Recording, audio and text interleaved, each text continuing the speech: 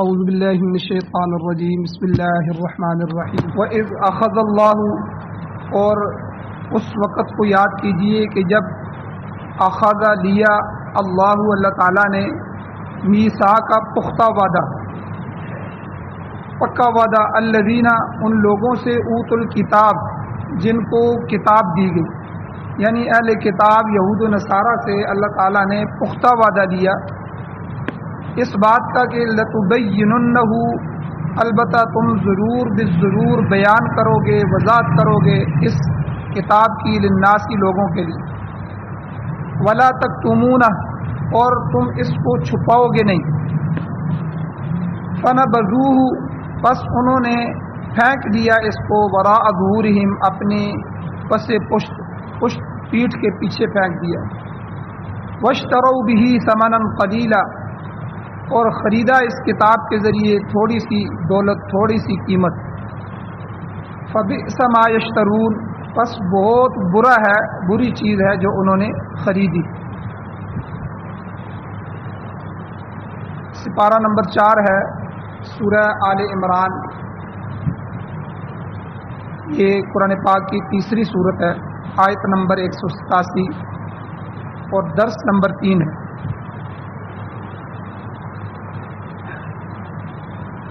اس کے 2 درس پہلے بیان ہو چکے ہیں، جن کا خلاصہ یہ ہے کہ یہود و نصارہ کو جو کتابیں اللہ تعالیٰ نے عطا فرمائی تھیں، ان کتابوں کو اللہ نے نازل فرما کے ان سے ایک وعدہ دیا کہ ان کتابوں کو آپ نے اپنی امت تک صحیح بیان کرنا ہے کیونکہ نبی جب چلے گئے، اب ان کتابوں کی ذمہ داری ان کی امت کے علماء پر آ گئی، علماء یہود۔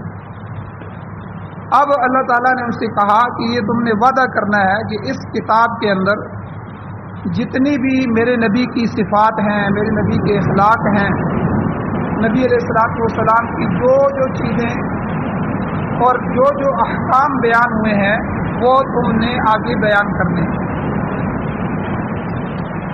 اور اللہ تعالیٰ خود کہتے ہیں فَنَبَذُوا وَرَاءَ ظُهُورِهِمْ، انہوں نے اس وعدے کو میرے ساتھ وعدہ کر کے اس کو پس پشت ڈال دی۔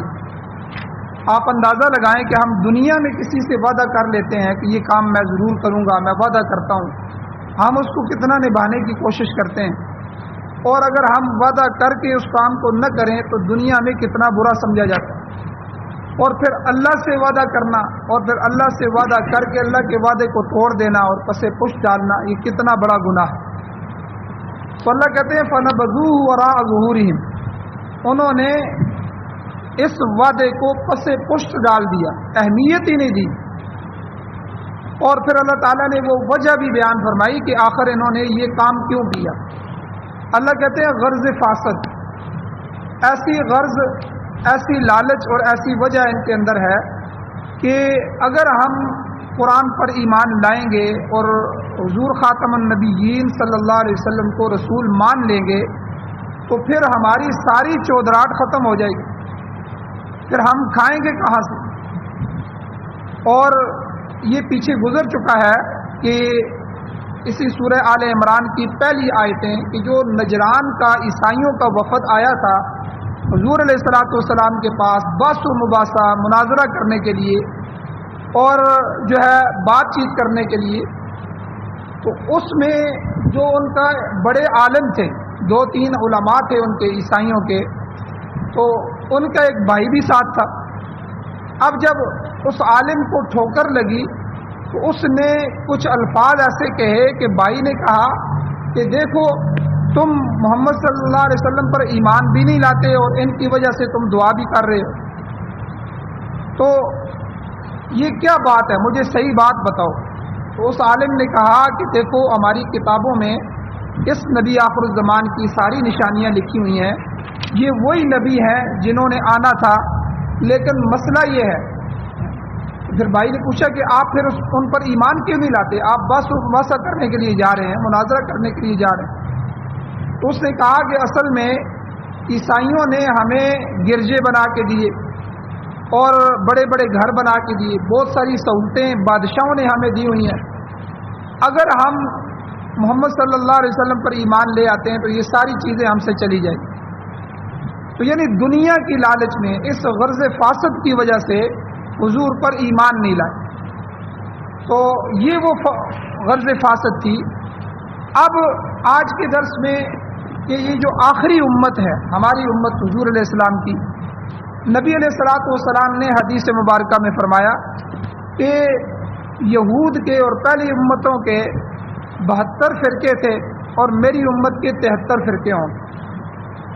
تو اور ان میں سے جو صحیح اور درست ہوگا، تو صحابہ نے پوچھا کہ اللہ کے نبی وہ کون ہوگا؟ حضور نے فرمایا کہ جو میرے طریقے پر اور میرے صحابہ کے طریقے پر چلے. یعنی جو پہلی امت کے طریقے پر جو کام حضور کے زمانے میں، صحابہ کے زمانے میں، قرون اولیٰ میں ہوا، تو وہی کام عبادت بھی ہے، وہی کام سنت بھی ہے. تو جو ہمارے زمانے کو لے کر چلے گا، جو نئے نئے زمانے کے ساتھ نئی نئی تحقیقات کے نام سے کفر اور الحاد میں داخل ہوگا، تو وہ اس فرقے میں نہیں ہوگا. تو اس لیے اہل سنت والجماعت، کہ حضور علیہ السلام کی سنت کے اوپر چلنے والے، والجماعت اور حضور کی جماعت صحابہ اکرام کے طریقے پر چلنے والے، تو یہ وہ لوگ ہیں کہ جو حضور نے فرمایا نجات پانے والے ہیں. باقی جو فرقے بتائے حضور نے فرمایا، ساتھ ہی حضور نے فرمایا کہ تم یہودیوں کے قدم بقدم چلو گے، اہل کتاب کے قدم کے اوپر قدم رکھ کے چلو گے، یہاں تک کہ ان میں سے اگر کوئی جو گو ہوتی ہے، جو گو کے سوراخ میں اگر داخل ہوا ہوگا، غار میں داخل ہوا ہوگا، تو تم بھی اس کے پیچھے اس غار میں داخل ہو. یعنی اس طرح یہودیوں کی نقالی کرو، اس طرح اہل کتاب کو پیچھے چلو. تو اب اس آخری امت کے اندر یہ بیماری کہاں سے آئی کہ جو ہے یہ کس طرح پہنچی؟ اب یہ اغراض فاسدہ، برے غرض، یہ آدمی کو حقائق چھپانے پر مجبور کر دیتی ہے. اب یا تو برادری ہے، برادری کی وجہ سے وہ حق بات نہیں کر پا رہا، یا مالک آ کے کھڑا ہو گیا، مالک کی وجہ سے وہ حق بات نہیں کر پا رہا، غلط بات کے ساتھ ہو جائے گا. تو یہ ساری ایسی غرضیں ہیں جو فاسد ہیں، حرام غرضیں ہیں. حق بات اگر آپ کو پتہ ہے تو پھر کسی کا لحاظ کیے بغیر اب بندے نے حق بات کو بیان کرنا ہے، اس کو چھپانا نہیں ہے. یہی تو حضور جو ہے اللہ نے ان سے وعدہ لیا تھا، لَتُبَيِّنُنَّهُ لِلنَّاسِ وَلَا تَكْتُمُونَ، تم نے ان چیزوں کو ضرور بے ضرور لوگوں میں بیان کرنا ہے، ان کو چھپانا نہیں ہے. اب اس آخری امت میں آپ دیکھیں بدعات اور شرک یہ آ گیا ہے. حالانکہ حضور علیہ السلام نے نہ بدعات سکھائی ہیں نہ شرک سکھایا. اب جو اہل بدعت ہیں وہ حق سے روگردانی کرتے ہوئے اپنے پیٹ کی خاطر جو ہے اب سنت کی بجائے بدعات کو ترویج دے رہے ہیں، اور اسی طرح توحید کی بجائے شرک کو اختیار کرتے ہیں. کتنے ہی مزار ایسے ہیں جہاں سجدے کیے جا رہے ہیں، منتیں مانی جا رہی ہیں. وہی کام جو کافر کرتے تھے حضور کے زمانے میں وہ آج کا مسلمان کر رہا ہے. وہی عقیدے جو کافروں کے تھے آج مسلمانوں کے عقیدے بن گئے. تو یہ سنت کی بجائے بدعات کو جو رواج دیا جا رہا ہے یہ صرف پیٹ کی خاطر، کہ اگر سنت آ گئی تو پھر ہمارا تو پیٹ گیا. اسی طرح جو ہے بدعت اور توحید کی بجائے شرک کی طرف لوگوں کو لایا جا رہا ہے تاکہ مزار آباد ہوں، لوگ آئیں یہاں نظر و نیاز منتیں رکھیں اور ہمارے پیٹ چلتے رہے. اور اسی کے حق میں پروپیگنڈے بھی کیے جاتے ہیں. اب اگر صحیح مسئلہ بتایا جائے تو لوگوں کی کایا پلٹ جائے. لوگ تو جاہل ہوتے ہیں، ان کو تو پتہ نہیں ہوتا. لیکن کیا کیا جائے، وہ نام نہاد علماء دین جو فیس لے کر غلط مسائل بیان کرتے ہیں اور حق کو چھپاتے ہیں. بعض مولوی ایسے بھی ہیں کہ جو 1000-2000 روپے کی خاطر جو ہے نکاح کے اوپر نکاح پڑھا دیتے ہیں. ذرا بھی خدا کا خوف نہیں آتا کہ وہ حرام کا حصہ دار بن رہے ہیں. تو اس لیے اہل بدعات کی جو ہے بدعات والے ان کے جو علماء ہیں وہ یہ سب کام کر رہے ہیں. اب ہمارے معاشرے میں آپ دیکھیں کتنی رسمیں ہیں جو رسمیں دین کے نام پر جاری کر دی گئی. اب ان کو چھوڑنا عذاب بن گئے. جو چھوڑتا ہے گویا کہ دین کو چھوڑ رہا ہے. اب دیکھیں عرس ہے، اب عرس لازمی ہے. کوئی بزرگ فوت ہو جاتا ہے سال بعد اس کا عرس کرنا ہے. اسی طرح کوئی فوت ہو جاتا ہے اس کا جو ہے وہ تیجا کرنا ہے، کل کرنا ہے، رسم کل ہے، اور اسی طرح جمراتیں ہیں، اور اسی طرح 40واں ہے، پھر برسی منائی جاتی ہے، برسی کی جاتی ہے۔ یہ سب کے سب باطل طریقے ہیں، اور اصل میں ان طریقوں کے ذریعے لوگوں کا مال ہضم کیا جاتا ہے۔ یاد رکھیں کہ اللہ کے نبی صلی اللہ علیہ وسلم کے زمانے میں بھی فوتکیاں ہوئی ہیں۔ حضور علیہ السلام کی 2 بیٹیاں خود حضور کی زندگی میں فوت ہوئی ہیں۔ اس کے علاوہ بے شمار صحابہ کرام فوت ہوئے ہیں، اور بے شمار صحابہ کرام جنگوں میں شہید ہوئے ہیں، حضور نے جنازے پڑھائے ہیں، سب کچھ کیا ہے۔ کیا حضور علیہ السلام کی سنت میں، حضور کی زندگی میں یہ ساری چیزیں ملتی ہیں؟ اب نہیں ملتی۔ لیکن وہ علماء اب اس بات کو سمجھنے کے لیے تیار نہیں ہیں۔ ان کو پتہ ہے کہ اگر یہ چیزیں ہم نے ختم کر دی تو ہمارے پیٹ ختم ہو جائے گا، ہمارے پیٹ کے معاملات ختم ہو جائیں گے۔ اب جو ہے وہ اس کو دین بنایا ہوا ہے ایصال ثواب کے نام سے۔ حالانکہ جو احمد رضا خان صاحب بریلوی ہیں، ان کے میں فتویٰ پڑھ رہا تھا، فتاوی رضویہ، اس میں انہوں نے یہ بات لکھی ہوئی ہے کہ جو کھانا پکایا جائے فوتگی پر، اور وہ کھانا اگر مستحقین کو پہنچے تو تب ثواب ملے گا۔ مستحق غریب فقیر آدمی کھائے گا تب جائے آپ کو ثواب ملے گا، وہ ثواب آپ آگے اپنے میت کو پہنچا سکتے ہیں۔ یہ مسئلہ تو انہوں نے بھی لکھا ہوا ہے۔ اب ہمارے ہاں کیا ہوتا ہے، جب کل ہوتا ہے یا جمعرات ہوتی ہے یا 40واں ہوتا ہے یا سال ہوتا ہے، جو ملک صاحب بھی آ رہے ہیں، چودھری صاحب بھی آ رہے ہیں، ناظم صاحب بھی آ رہے ہیں، اور برادری کے سارے لوگوں کو بلایا جا رہا ہے، حالانکہ سارے کھاتے پیتے گھرانوں کے ساتھ تعلق رکھتے ہیں۔ حالانکہ شروع میں یہ ہوتا تھا کہ شروع میں جو ہے محلے کے، گلیوں کے جو فقیر، بیوہ، یتیم، مسکین یا اس طرح کے کمزور لوگ ہوتے تھے، ان کے گھروں میں کھانا پہنچا دیا جاتا تھا، اور یا ان کو بلا لیا جاتا تھا۔ تو جب ان کو بلاتے تھے تو ان کو جو ثواب ملتا تھا وہ آگے ایصال ثواب کر دیتے تھے۔ ایصال ثواب کا مطلب یہ ہے کہ جو آپ کو ثواب ملے آپ اس کا آگے ایصال کر دیں، اس کو آگے پہنچا دیں، کیونکہ میت کا کھاتا تو ختم ہو گیا، میت اب خود اٹھ کے تو کوئی عمل نہیں کر سکتا، اس کی موت کے ساتھ، زندگی کے ساتھ جو ہے وہ موت کے ساتھ عمل ختم، اب وہ ایک سبحان اللہ بھی نہیں کہہ سکتا۔ تو اب جو نیک اولاد ہے وہ اس کے لیے ایصال ثواب کرے گی، پیچھے سے اس کے ثواب کا کھاتا جو ہے وہ کھول دے گی۔ لیکن اس کا طریقہ یہ ہے کہ کوئی ایسا کام کیا جائے جس کا پہلے آپ کو ثواب ملے، جب ثواب آپ کو ملے گا آپ وہ ثواب آگے ہدیہ کر دیں گے، آگے پہنچا دیں گے، دادا کو پہنچائیں، والد کو پہنچائیں، جو بھی میت ہے اس کو پہنچائیں۔ لیکن یہ چیز دین میں فرض واجب نہیں ہے، اور اس میں ہم نے کسی کیفیت کو خاص نہیں کرنا کہ کھانا ہی پکانا ہے۔ ایصال ثواب مطلق ہے شریعت میں کہ بھائی آپ کھانا بھی پکا کے دے سکتے ہیں، مستحقین تک پہنچا سکتے ہیں، اور اسی طرح آپ جو ہے کسی کو کپڑا بھی پہنا سکتے ہیں، کسی کے گھر میں راشن بھی ڈال دے سکتے ہیں، کسی کو نقدی بھی دے سکتے ہیں، کوئی مسجد مدرسے کا کام ہے تو آپ اس میں بھی خرچ کر سکتے ہیں، کوئی بھی ثواب کا کام ہے آپ اس میں جو ہے حصہ ڈال کے جو ثواب مل رہا ہے آپ اس کو ایصال ثواب کر سکتے ہیں۔ اگر رقم کوئی بھی نہیں ہے تو آپ 3 دفعہ سورہ اخلاص پڑھیں، آپ کو پورے قرآن کا ثواب مل جائے گا، سورہ یاسین پڑھیں، آپ قرآن کی تلاوت کریں، جو ثواب آپ کو مل رہا ہے وہ آپ آگے ایصال ثواب کر دیں۔ کتنا آسان ہے دین میں ایصال ثواب کرنا، اور ہم نے مشکل بنا دیا۔ اب غریب آدمی، اس کا کوئی آدمی جو اس کا کوئی گھر کا فرد فوت ہو جائے، اب وہ جو ہے اس نے برادری کو کھانا کھلانا ہے، اگر کھانا نہیں کھلائے گا برادری والے کہیں گے یہ، حالانکہ وہ پوری برادری نماز نہیں پڑھتی، اللہ کا کوئی حکم نہیں پورا کر، یہاں آ کے ان کو دین یاد آ جاتا ہے، وہ بھائی یہ تو ایصال ثواب کا منکر ہے، یہ تو دین کا منکر ہے، کیا مطلب کہ ہمیں کھلائے، ہماری دعوت کرے۔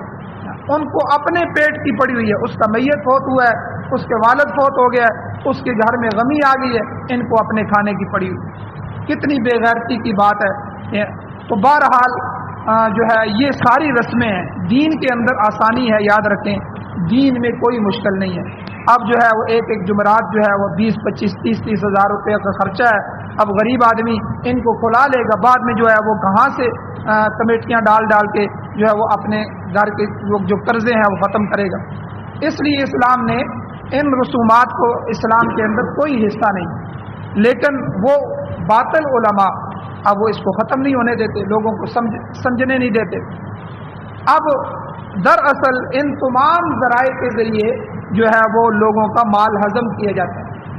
اب ایک جگہ مولوی صاحب سے بات ہوئی تو میں نے ان کو کہا کہ بھائی آپ اس کو کیا سمجھتے ہیں؟ کہتے ہیں ہم دین سمجھتے ہیں۔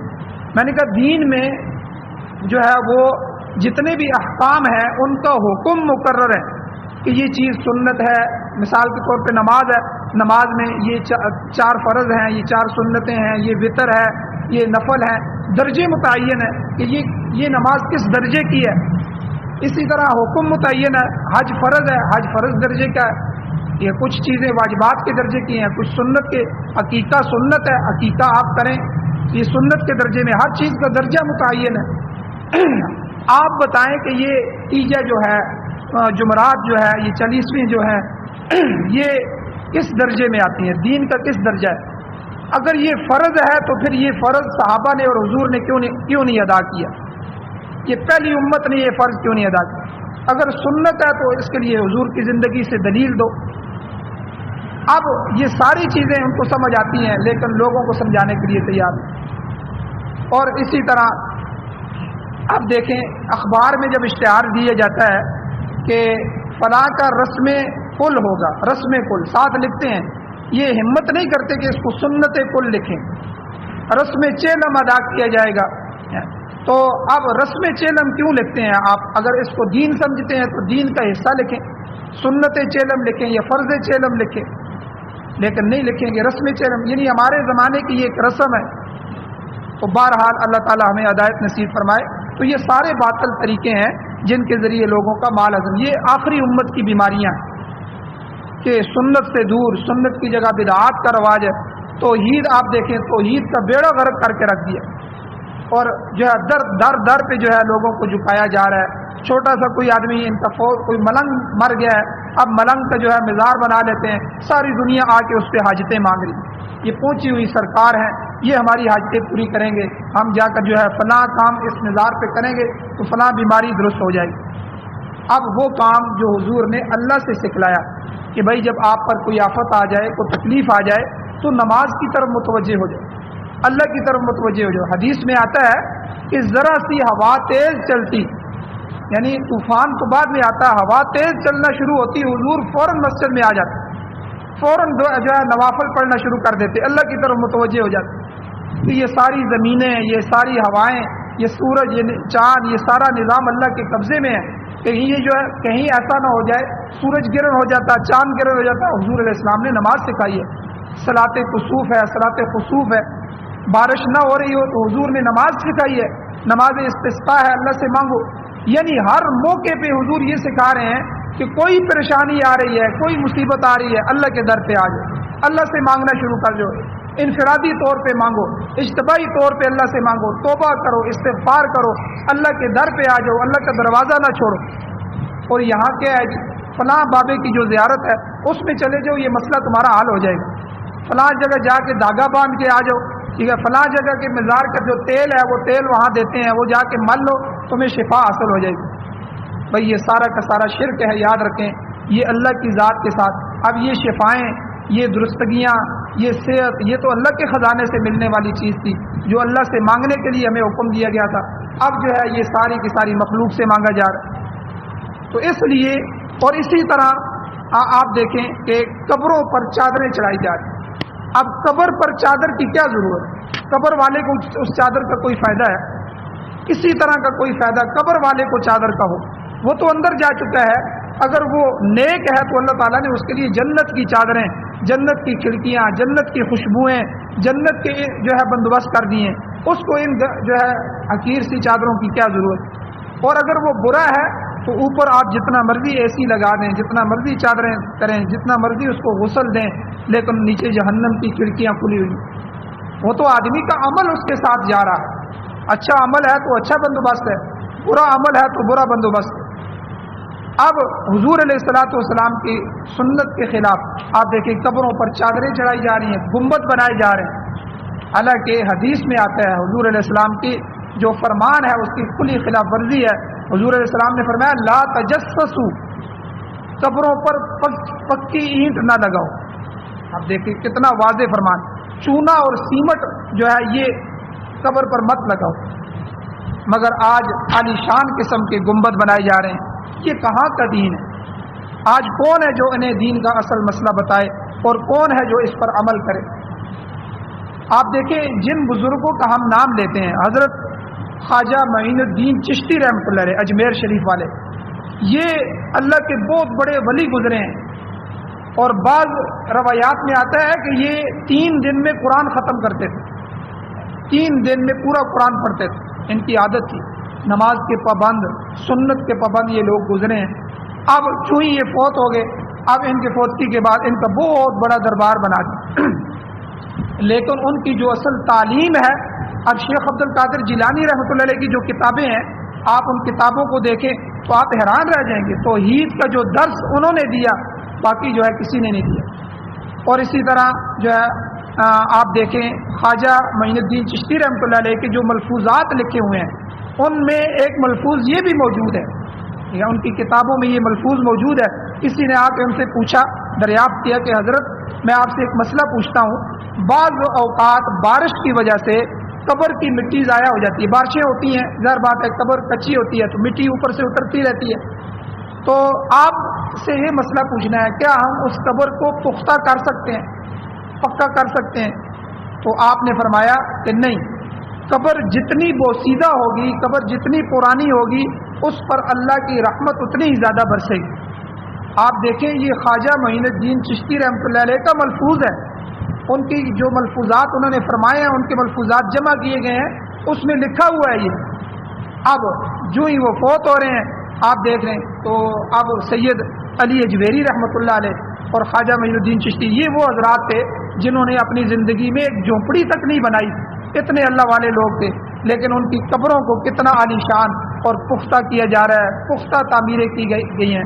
تو آپ بتائیں ان کی تعلیمات کا یہی اثر ہے، ان کی جو اصل تعلیمات ہیں ان کو کوئی بھی نہیں پڑھتا، نہ اس پر عمل کرنے کی کوشش کرتے ہیں۔ اب حضور علیہ السلام سے محبت کا دعویٰ کر کے سارے شرکیہ عقائد گھڑے گئے ہیں، لیکن حضور کی تعلیمات پر عمل نہیں کرنا، حضور کی تعلیمات کو نہیں دیکھنا۔ تو یہ سب کچھ جو ہو رہا ہے، اس کے پیچھے وہی اغراض فاسدہ ہے جو اس آیت میں اللہ تعالیٰ نے بیان فرمائے کہ یہود سے ہم نے جو وعدہ لیا تھا کہ تم نے حضور کی ساری صفات بیان کرنی ہے، حضور کے اخلاق اور حضور کی علامات، آپ نے نشانیاں لوگوں کو بتانی ہے، انہوں نے جو ہمارے وعدے کو توڑ دیا، اس کی وجہ یہی تھی کہ وہ اغراض فاسدہ تھی۔ اور اسی طرح حضور علیہ الصلوۃ والسلام کی حدیث ہے، حضور نے اللہ تعالیٰ سے دعا مانگی تھی، اے اللہ میری قبر کو سجدہ گاہ نہ بننے دینا، جس طرح دوسرے انبیاء کی جو ہے قبروں کو سجدہ گاہ بنا دیا گیا۔ آپ دیکھ لیں یونس علیہ السلام کا مزار اور فلاں نبی کا مزار، لوگوں نے بعد میں جو ہے، حالانکہ انبیاء کی یہ تعلیمات نہیں تھی، لوگوں نے بعد میں آگے جو ہے وہ بدعات اور شرک شروع کر دیے۔ تو حضور کو پتہ تھا، حضور نے اللہ سے یہ دعا فرمائی، اے اللہ میرا جو مزار جو ہے، میرا جو قبر ہوگی اس قبر کو آپ نے شرک کا اڈا نہیں بننے دینا، اور اس قبر کو سجدہ گاہ نہیں بننے دینا۔ اب آپ دیکھ لیں کہ ایسے لوگ اللہ تعالیٰ نے وہاں مسلط کر دیے ہیں کہ جو وہ ہمیں قریب بھی نہیں لگنے دیتے۔ دور سے آپ ادب کے ساتھ جو ہے اپنا صلاۃ و سلام پیش فرمائیں اور جو ہے دعا کریں، قبلہ کی طرف رخ کر کے آپ اللہ سے دعا کریں، ٹھیک ہے، لیکن آپ جو ہے وہاں جالیوں کے قریب جا کے کوئی شرک نہیں کر سکتے، کوئی ایسا کام نہیں کر سکتے۔ تو اللہ تعالیٰ نے پہرے لگا دیے۔ تو بہرحال اب جس ظالم بادشاہ نے میلاد شروع کیا تھا، یہ جو میلاد منایا جاتا ہے، اور میلاد شروع میں کیسا تھا اور کرتے کرتے کرتے آج اس کی کیا شکل ہو گئی ہے، تو وہ فاسق آدمی تھا، فاسق بادشاہ تھا، ظاہر جو ہے بڑا دیندار اور نبی کریم صلی اللہ علیہ وسلم سے محبت کا دعوے دار تھا، مگر بدعات کا دروازہ کھول گیا۔ اب حالت یہ ہو گئی ہے میلاد کی کہ اب سرکاری طور پہ میلاد منایا جاتا ہے، اس کو ضروری کر دیا گیا، ہر سکول میں، ہر کالج میں، ہر گلی میں، ہر جگہ میں، ہر مسجد میں میلاد۔ بھئی یہ کہاں سے آیا ہے؟ یہ حضور علیہ السلام کے تو 700 سال بعد، 6 صدیوں بعد 7ویں ہجری میں ایک بادشاہ نے یہ کام شروع کیا تھا کہ بھئی جس طرح عیسائی جو ہے عیسیٰ علیہ السلام کا جو ہے وہ دن مناتے ہیں، ہم بھی اپنے نبی کا دن منائیں گے۔ اب وہ دن شروع ہوا تھا اسی طرح کہ بھئی کوئی نعت پڑھ دیں گے، کوئی تقریر بیان کر دیں گے، بس اس سادے طریقے سے شروع ہوا، اور کرتے کرتے کرتے آج جو ہے جھنڈیاں لگائی جا رہی ہیں، اور جو ہے وہ نئے کپڑے بنائے جا رہے ہیں، کئی علاقوں میں عید میلاد النبی منائی جا رہی ہے، اور عید میلاد، اور کئی جگہ ایسے بدبخت لوگ بھی پیدا ہو گئے ہیں کہ جو عید کی نمازیں بھی شروع کر دی ہیں آپ دیکھیں کس نام سے؟ حضور علیہ السلام کی پیدائش کے نام سے۔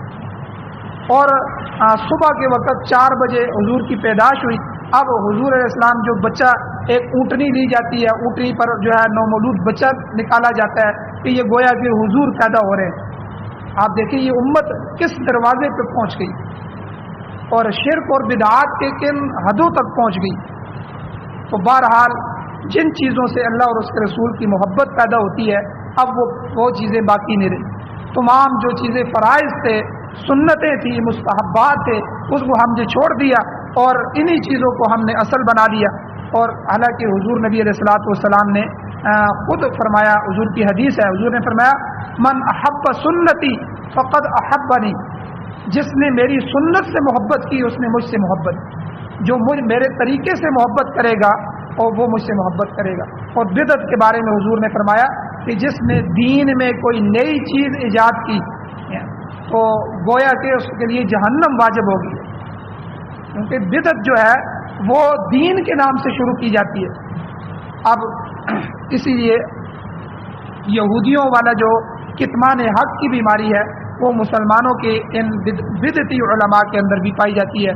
اللہ تعالیٰ نے قرآن مجید میں فرمایا ان الذین یکتمون ما انزل اللہ من الکتاب، کہ جو کتاب کے ذریعے نازل کردہ حق بات کو چھپاتے ہیں ان پر اللہ کی بھی لعنت ہے۔ اولئک یلعنہم اللہ ویلعنہم اللاعنون، اور ان پر لعنت کرنے والوں کی لعنت ہے، فرشتوں کی لعنت ہے، اور تمام مخلوق کی لعنت ہے جو حق بات کو چھپاتے ہیں۔ تو بہرحال یہاں اللہ تعالیٰ نے عام اصول بیان فرمایا ان آیتوں میں کہ حق بات کو چھپانا نہیں ہے بلکہ ظاہر کرنا ہے۔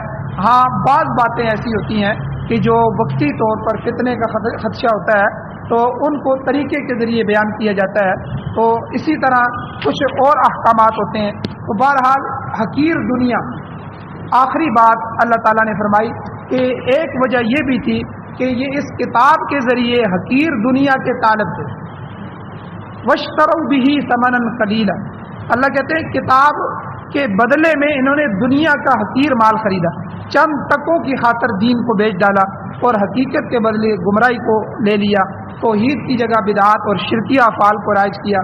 اب سحر ہے، جادو ہے، اور اسی طرح تعویذات کا ایک سلسلہ شروع ہو گیا، اس کے ذریعے دنیا کا حقیر مال اکٹھا کرنا شروع کر دیا۔ حالانکہ اللہ تعالیٰ کا فرمان قرآن میں موجود ہے، اللہ کہتے ہیں متاع الدنیا قلیل، دنیا کا سارا مال بھی قلیل ہے، یعنی آخرت کے مقابلے میں ساری دنیا بھی مل جائے تو یہ حقیر ہے، اس کی کوئی حیثیت نہیں۔ بلکہ ترمذی شریف کی روایت ہے، ترمذی شریف کی حدیث موجود ہے کہ حضور علیہ السلام نے فرمایا کہ دنیا کی مثال ایسی ہے جیسے کوئی شخص سمندر میں سوئی ڈبوئے، سمندر میں سوئی ڈبو کر نکال لے اور سوئی کے ذریعے کتنا پانی نکلے گا، تھوڑا سا جو پانی نکلے گا تو بالکل آخرت کی نسبت پوری کی پوری دنیا کی اتنی حیثیت ہے، یعنی جو آخرت میں اللہ تعالیٰ دینے والے ہیں اس کے مقابلے میں پوری کی پوری دنیا بھی کسی کو مل جائے، سارے بر اعظم اس کے ہو جائیں، ساری کی ساری دنیا کی دولتیں اس کی ہو جائیں، تو آخرت کے مقابلے میں یہ بالکل اسی طرح۔ اس لیے جو ہے ہمیں دنیا کے لیے دین کو نہیں بیچنا چاہیے اور دنیا کے حقیر مال کی، اور بلکہ حضور علیہ السلام نے فرمایا تھا ہر امت کا کوئی نہ کوئی فتنہ ہوتا ہے، میری امت کا فتنہ مال ہے، لوگ اسی کے پیچھے دوڑیں گے، مال کے ذریعے فیصلے ہوں گے، مال کے ذریعے لوگوں کو عزت دی جائے گی، مال نہ ہونے کی وجہ سے حقیر سمجھا جائے گا، ٹھیک ہے۔ اور صحیحین کی روایت ہے، بخاری اور مسلم شریف کی روایت ہے، حضور نبی کریم صلی اللہ علیہ وسلم نے فرمایا مجھے اپنی امت پر فقر اور ناداری کا آنے کا ڈر نہیں ہے، بلکہ یہ خوف ہے کہ ان تبسط علیکم الدنیا، کہ تم پر دنیا پھیلا دی جائے گی، وتہلککم کما اہلکتکم، اور تم اسی طرح تباہ کر دیے جاؤ گے جس طرح پہلے لوگ تباہ ہوئے۔ اس لیے فرمایا کہ جن لوگوں نے دنیا خریدی فبئس ما یشترون، بہت بری چیز ہے جو وہ خرید رہے ہیں، اور ایمان کو برباد کر کے دنیا کا حقیر مال انہوں نے خریدا ہے اور یہ نہایت ہی گھاٹے کا سودا کیا ہے۔ اللہ تعالیٰ سے دعا ہے اللہ ہمیں دین پر عمل کی توفیق عطا فرمائے، آمین۔ الحمدللہ رب العالمین والعاقبۃ للمتقین والصلاۃ والسلام علی رسولہ النبی الأمی الکریم۔ اللهم ربنا آتنا فی الدنیا حسنۃ وفی الآخرۃ حسنۃ وقنا عذاب النار۔ یا اللہ ہماری کمیوں کوتاہیوں کو معاف فرمائیے، درگزر فرمائیے، صغیرہ کبیرہ گناہوں کو معاف فرمائیے۔ یا اللہ قرآن و سنت کو پڑھنے، سننے، سمجھنے، اس پر عمل کرنے کی توفیق عطا فرمائیے۔ یا اللہ قرآن و سنت کے مطابق زندگی گزارنے کی توفیق عطا فرمائیے۔ یا اللہ پاکستان سمیت پوری دنیا میں قرآن و سنت کو یا اللہ ہمیں دستور بنا کے اور ضابطۂ حیات بنا کے، آئین بنا کے ہمیں عطا فرمائیے۔ یا اللہ ہماری اولادوں اور نسلوں میں اس دین کو جاری فرمائے۔ یا اللہ گمراہیوں سے، کفر سے، شرک سے، یا اللہ نفاق سے، بدعات اور رسومات سے یا اللہ ہماری اور ہماری اولادوں کی حفاظت فرمائے۔ یا اللہ جو حضرات بیمار ہیں ان کو شفا عطا فرمائیے۔ یا اللہ جو پریشان حال ہیں ان کی پریشانیوں کو دور فرمائیے۔ جو ایمان کی حالت سے اس دنیا سے جا چکے ہیں یا اللہ ہم سب کی بخشش فرمائیے۔ صلی اللہ تعالیٰ علی خیر خلقہ محمد وآلہ وصحبہ اجمعین برحمتک یا